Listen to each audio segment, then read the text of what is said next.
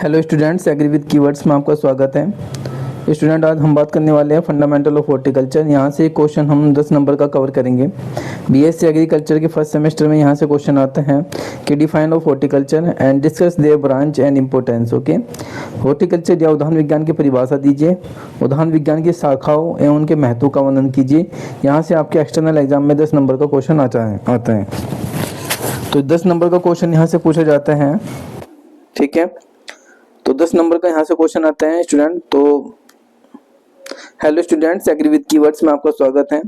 आज हम बात करने वाले हैं fundamental of horticulture. Fundamental of horticulture का ये फर्स्ट लेक्चर है जिसमें हम बात करेंगे हॉर्टिकल्चर क्या है, उद्यान विज्ञान किसे कहते हैं, उद्यान विज्ञान की ब्रांच और उसकी इंपोर्टेंस के बारे में हम बात करेंगे। यहाँ से आपके एक्सटर्नल एग्जाम में 10 नंबर का क्वेश्चन आएगा। ठीक है, तो ये आज हम जो डिस्कस करेंगे 10 नंबर को कवर करने की कोशिश करेंगे कि 10 नंबर आपके यहाँ से मतलब हाथ से जाए ना, 10 नंबर आप इसको कवर कर ले। तो सबसे पहले हम बात करते हैं कि हॉर्टिकल्चर क्या है। हॉर्टिकल्चर या उद्यान विज्ञान किसे कहते हैं। तो हॉर्टिकल्चर जो होता है लैटिन भाषा के हॉर्टस से मिलकर बना होता है, जिसका मतलब होता है गार्डन। कल्चर का मतलब होता है कल्टीवेशन, यानी कि अगर हम बात करें तो हॉर्टस का मतलब होता है गार्डन एंड कल्चर का मतलब होता है कल्टीवेशन। ठीक है, गार्डन में अगर हम कल्टीवेशन करते हैं तो उसे हम क्या बोलते हैं, हॉर्टिकल्चर कहते हैं। ठीक है, गार्डन में हम क्या ग्रो कर सकते हैं, हम फ्रूट्स को ग्रो कर सकते हैं स्टूडेंट, वेजिटेबल को ग्रो कर सकते हैं, फ्लावर्स को ग्रो कर सकते हैं, ऑर्नामेंटल प्लांट्स को ग्रो कर सकते हैं। तो वे जो भी गार्डन में ग्रो होती है, जैसे कि आपका वेजिटेबल्स है, फ्लावर्स है, ऑर्नामेंटल प्लांट्स है, फ्रूट्स हैं, वो हमारे लिए क्या है, हॉर्टिकल्चर है। तो आप यहाँ से इसकी डेफिनेशन देख सकते हैं। डेफिनेशन क्या है, सबसे पहले तो पूछा जाता है कि हॉर्टिकल्चर किस भाषा का शब्द है। ये लैटिन भाषा के दो शब्दों से मिलकर बना होता है। पहला है हॉर्टस, दूसरा है गार्डन। पहला हॉर्टस का मतलब होता है गार्डन एंड कल्चर का मतलब होता है कल्टीवेशन। पहला है हॉर्टस, दूसरा है कल्चरा। हॉर्टस का मतलब होता है गार्डन एंड कल्चर का मतलब होता है कल्टीवेशन।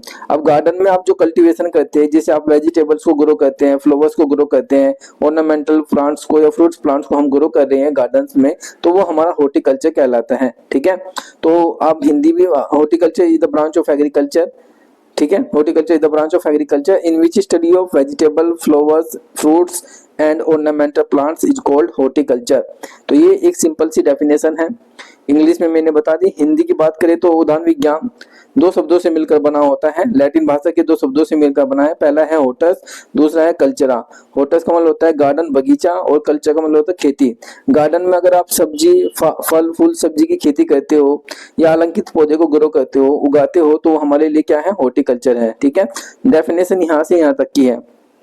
ठीक है, अब आती है हॉर्टिकल्चर की branches of horticulture. Most important है, यहाँ से क्वेश्चन आता है कि ब्रांचेज ऑफ हॉर्टिकल्चर कौन कौन सी है।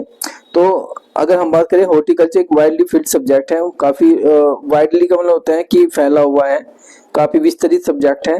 ठीक है, तो उसमें हम क्या करेंगे, कुछ ब्रांच है, मेन ब्रांच है, जिसको हम यहाँ पर डिस्कस करेंगे। पहला है पोमोलॉजी। पोमोलॉजी क्या है, अगर आपसे पूछे तो ये किस लैंग्वेज का है, तो ये Greek language and Latin language, Greek का भी है और लैटिन लैंग्वेज का भी है, दोनों भाषा का है ये। ठीक है, तो पोमोलॉजी किसकी ब्रांच है, पोमोलॉजी हॉर्टिकल्चर की ब्रांच है। किसकी ब्रांच है, हॉर्टिकल्चर की। तो पोमोलॉजी में हम क्या करते हैं, कल्टीवेशन ऑफ फ्रूट क्रॉप्स करते हैं। ठीक है, फलों की खेती का अध्ययन कहाँ पर किया जाता है, पोमोलॉजी में किया जाता है स्टूडेंट। दूसरा है आपका ओलेरिकल्चर, वेजिटेबल्स की खेती यानी कि सब्जियों की खेती कहाँ की जाती है, ओलेरिकल्चर में की जाती है। फ्लोरिकल्चर, फूलों की खेती, कल्टीवेशन ऑफ फ्लावर्स, या फूलों की खेती कहाँ पर की जाती है, फ्लोरिकल्चर में की जाती है।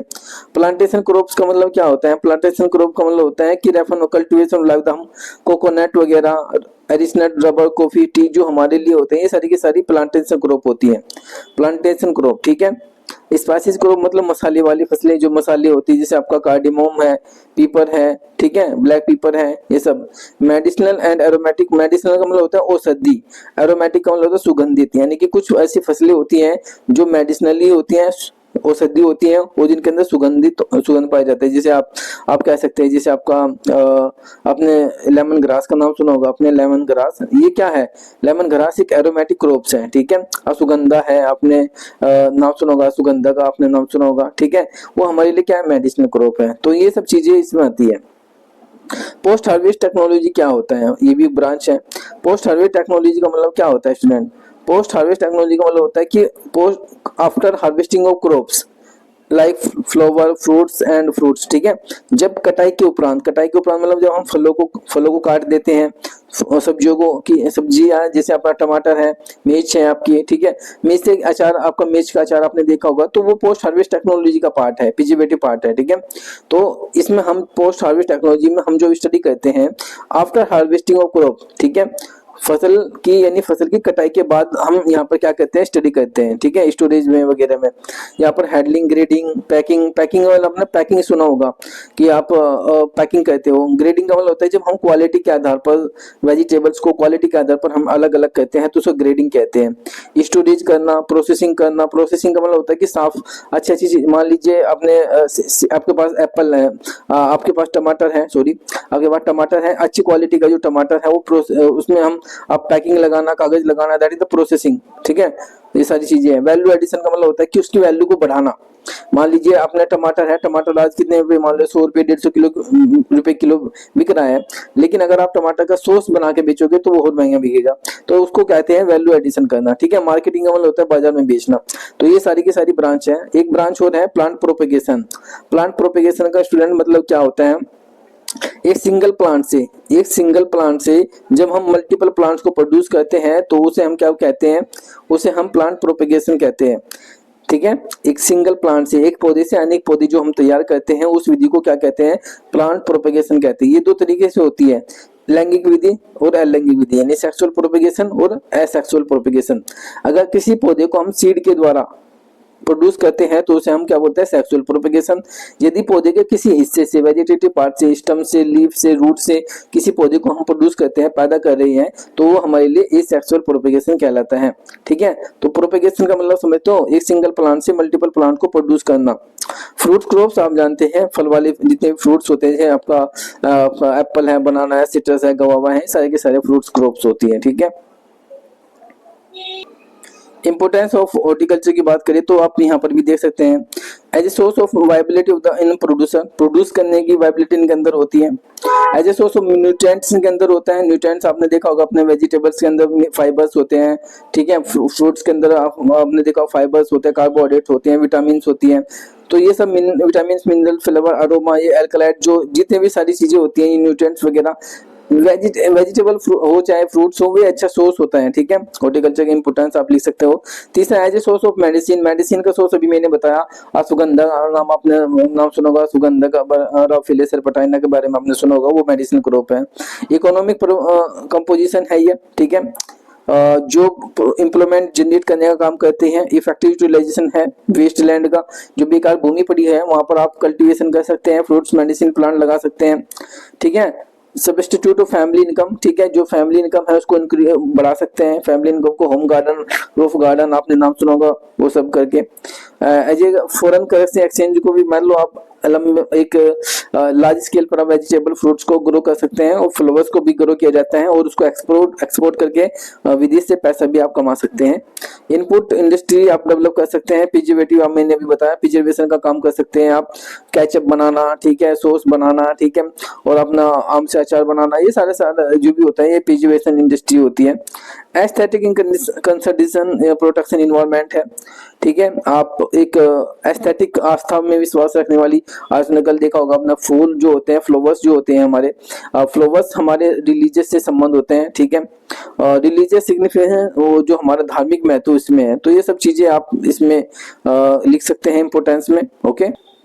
स्कोप की बात करें तो इंसेंटिव फॉर द फार्मर, ठीक है, फार्मर के लिए इंसेंटिव का काम कर सकती है, इनकम बढ़ाने का काम कर सकती है। एडेप्टेबिलिटी होती है, इंडिया में कहीं भी आप फ्रूट्स ग्रो कर सकते हैं, क्योंकि वहां पर यहाँ की क्लाइमेट क्या है, सुटेबल है, ठीक है। नेसेसिटी है, आवश्यकता है, ठीक है। आपने सुना भी है, फूड पे आप डिपेंड नहीं रह सकते, ठीक है। सेल्फ आपको जो भोजन है, आपका जो ग्रेन है वगैरह, जो चावल है, नान है, जो फ्रूट का भी इंपॉर्टेंट है भाई, ठीक है। आपने नाम सुना होगा 300 ग्राम सब्जी खानी चाहिए पर कैपिटा पर डे, एक आदमी को रिकमेंड की गई है। फ्रूट्स 92 ग्राम खाने चाहिए, तो ये भी जरूरी है हमारे लिए। इनके अंदर के कार्बोहाइड्रेट, प्रोटीन, विटामिन वगैरह हमको मिलता है, ठीक है। तो ये सब चीजें हैं, आप इसमें थोड़ा सा इंपोर्टेंस आप इसका देख सकते हैं। तो यदि आप इतना लिखते हो, आप अपने एग्जाम में इतना भी लिखते हो जितना मैंने बताया, definition of horticulture and discuss their branch and importance, तो आपके लिए इनफ है। 10 मार्क्स का है, आप इतना लिख सकते हो। ठीक है, मैंने इसमें क्या बात करी, डिफाइन की बात करी, डेफिनेशन की बात करी, मैंने इसमें ब्रांचेज की बात करी, ब्रांच को डिस्कस किया मैंने, और इसके इंपोर्टेंस के बारे में बताया है, थोड़ा सा स्कोप के बारे में मैंने डिस्कस किया है। तो यहाँ से क्वेश्चन आता है 10 नंबर का क्वेश्चन आता है आपके एग्जाम में, तो आप इस क्वेश्चन को आराम से इजीली यहाँ पर देख सकते हो। ठीक है, तो स्टूडेंट अगर वीडियो पसंद आती है तो वीडियो को लाइक कीजिएगा, चैनल पर फर्स्ट टाइम आई है तो सब्सक्राइब जरूर करके जाइएगा। किसी को किसी तरह का कोई कमेंट है तो कमेंट बॉक्स में कमेंट करें, उसका आंसर मैं वहां पर दे दूंगा। ठीक है, ये आपका लेक्चर 1 था, उसके बाद लेक्चर 2 लेक्चर 3 आता रहेगा। ठीक है, कंटिन्यू होता रहेगा। Okay, thank you everyone.